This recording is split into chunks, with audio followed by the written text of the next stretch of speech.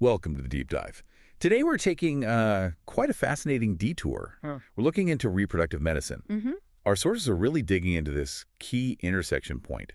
How specialized complementary care. We're talking traditional Chinese medicine. TCM isn't just sitting alongside Western fertility treatment. No, it's actually integrating. Yes. Successfully. Successfully integrated. Exactly.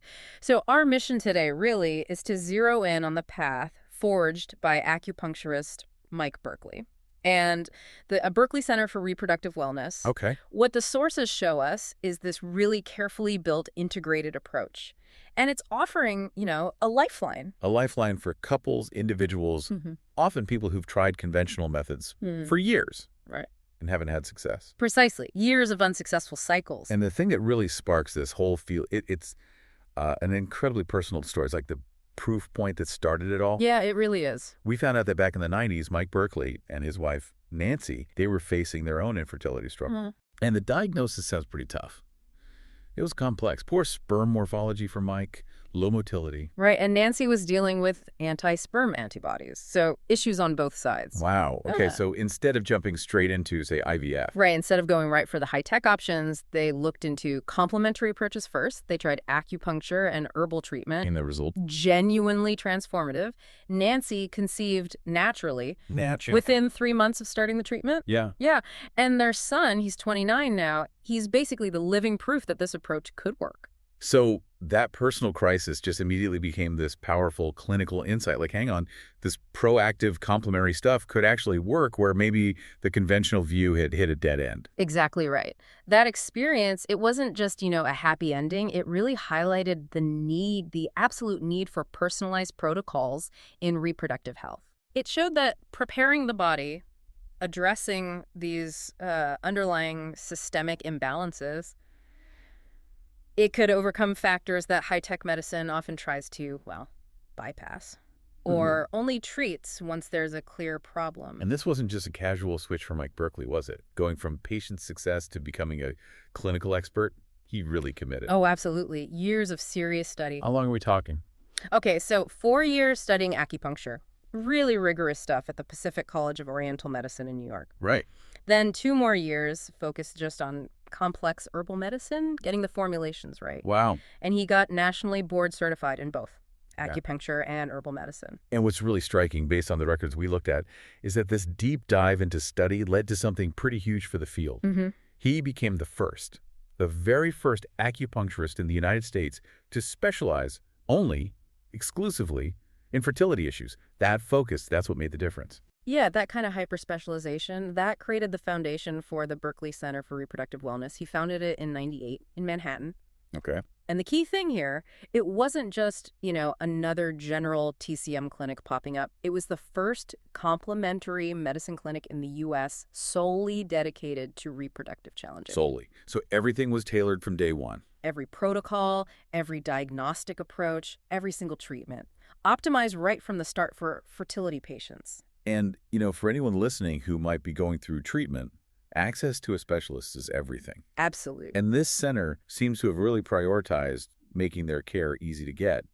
They operate 7 days a week. 7 days, yeah. Offering sessions in the office, home visits too. In Manhattan and the boroughs. Plus national and international phone consults. They basically built their service model around the kind of urgency and commitment fertility patients need. That level of availability, it really signals that this isn't just some side thing. It's meant to be a seamless part of the patient's overall plan, running alongside or getting them ready for Western interventions. Okay, so let's really get into the engineering behind the success. What are these specific evidence-based protocols, the ones developed over Berkley's, 27-year career now? Yeah, about that. We're looking at a 3-part approach, right? Blending Eastern wisdom with modern science. Acupuncture, customized herbal medicine, and low-level light therapy, LLT. Right.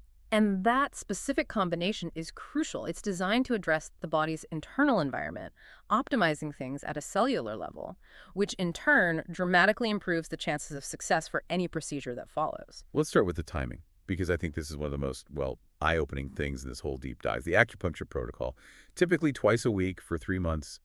Why 3 months? That seems specific. It is incredibly specific. And it's non-negotiable. physiologically speaking. That 3-month window lines up directly with the time it takes for full egg development, ooprogenesis, and sperm development, spermatogenesis. Okay, so it's about the development cycle. Exactly. If you're preparing to conceive, you're not really treating the egg or sperm you have right now. You're treating the body's environment today so that the egg and sperm maturing, 90 days down the line Are the best quality they can possibly be. highest possible quality. Yeah. That makes total sense. You have to treat the factory, not just inspect the product coming off the line. So during those 90 days of acupuncture, what specific benefits are they actually aiming for? The goals are pretty technical, actually. First, improving blood flow. To the ovaries, to the uterus, making sure nutrients get in, waste gets out. Okay. Better circulation. Second, regulating hormones, getting that whole hypothalamic pituitary ovarian axis communication working smoothly, normalizing ovulation. Right. The hormonal balance. Third, and this is huge in modern life, stress reduction. Acute stress reduction. High cortisol is terrible for reproductive function. Acupuncture helps mitigate that stress response directly. And at the same time, it works to thicken the uterine lining, which is absolutely essential for implantation to happen successfully. And the care doesn't just stop at conception, does it? No, it shifts. Yeah. Once conception happens, the focus changes immediately. It becomes all about miscarriage prevention for the first 13 weeks. Getting through that critical first trimester. Exactly. Securing the pregnancy. Okay, next pillar. Customized herbal medicine. This seems like where the real TCM diagnostic skill comes in. How is this different from me just going online and buying, a bunch of standard fertility supplements? Oh, it's completely different. Night and day. It's all about precision and personalization. Oh, so? Well, standard supplements, they're often based on general population deficiencies, right? Like vitamin B, CoQ10, maybe everyone takes those. Broad strokes. Customized herbal medicine works based on TCM diagnosis, identifying specific patterns of imbalance in that specific patient. Things like dampness or blood stagnation or maybe yin deficiency. Okay, so it's individualized patterns. Totally. So you could have two patients, both technically have poor egg quality on paper, but they might get two entirely different herbal formulas because the root cause of that poor quality, according to PCM, is different for each of them. Got it. So the personalization really targets the unique underlying biology of the individual patient. What are the main benefits these tailored formulas aim for internally? They're powerful cellular level boosters, essentially. They're prescribed to reduce oxidative stress. Think of that like cellular rust. Okay. Anti-aging at the cellular level. Sort of, yeah. They also strengthen the uterine lining, complementing the acupuncture. And critically, they're designed to boost mitochondrial function, the energy centers of the cells. Right, the mitochondria. And the sources really emphasize this. When they're prescribed correctly by a specialist, they are highly effective without the kind of systemic side effects you often see with pharmaceuticals. Okay, let's spend some time on the third element. Yeah. Because this is where the tech integration feels, well, maybe a bit surprising if you're thinking purely traditional Chinese medicine. Low-level light therapy, LLLT, using red and infrared light. Why bring this modern tech into the mix? Because the goal is results, and the mechanism here is enhancing cellular function. Specifically, LLLT is used for optimizing the mitochondria. Okay, back to the mitochondria again. The cell's batteries. Exactly. If you want a quick takeaway, think of the egg cell's mitochondria as its power pack. As women get older or due to other factors, these batteries can get damaged or just run down. And that's a major reason for poor egg quality and, consequently, IVF failure. So LLT is like trying to literally recharge the egg's batteries. That's a great way to put it, yes. The specific wavelengths of red and infrared light stimulate the mitochondria. They improve their function, boost their energy production, ATP production. There's a protocol for this, too. Oh, yes. Very specific. 30-minute sessions twice a week for 12 weeks. Again, lining up with that crucial 90-day egg development cycle. Makes sense. And there's research supporting this. It shows that improving mitochondrial function with LLLT can significantly improve IVF outcomes, especially for patients who've had issues with poor egg quality before. That sounds really significant. It's so important that the Berkley Center actually formalized it. They have a comprehensive egg quality improvement program that specifically combines acupuncture and LLLT together. Okay, follow-up question then. If this LLLT tech is potentially so effective for something as fundamental as egg quality, why isn't it just standard practice everywhere? Like in all the big IVF clinics we know, Cornell, NYU, RMA. Is it super expensive, or is the evidence still seen as, too new? That's a really good question. It touches on maybe a bit of medical inertia. The technology itself isn't wildly inaccessible, but Western medicine often defaults to drugs or procedures first. Right. LLT requires that upfront commitment, that 3-month prep time, which doesn't always fit neatly into the often faster timeline of a standard IVF cycle. So it demands a shift in how we view the timeline. Exactly, a shift towards longer preparation. The evidence for LLT is solid, especially for certain patient groups, but getting it mandated across the board requires rethinking that standard clinical pathway. And many conventional clinics might still be hesitant to insist on that longer prep phase. Which actually brings us really neatly to the whole collaboration aspect. Yeah. Because this isn't just patients finding TCM on their own, kind of doing it in parallel, hoping it helps. No, not at all. The Berkley Center, according to our sources, treats a lot of patients who are actually referred directly from or are actively coordinating care with some of the biggest names in NYC reproductive medicine. Yes. And the fact that these major conventional clinics, the ones you mentioned, trust and coordinate with the Berkley Center, that speaks volumes about the acceptance of the method's effectiveness. It implies they see a benefit they can't always provide themselves. Exactly. They're essentially outsourcing that specialized preparatory phase. Mm-hmm. They recognize that Mike Berkley's focused approach can achieve a level of physiological optimization, better eggs, better sperm, better lining that they often can't get just using drugs alone. And we're talking the real heavy hitters here, names people recognize. NYU, New York Cornell, which is Weill Cornell. Mm-hmm. RMA Reproductive Medicine Associates.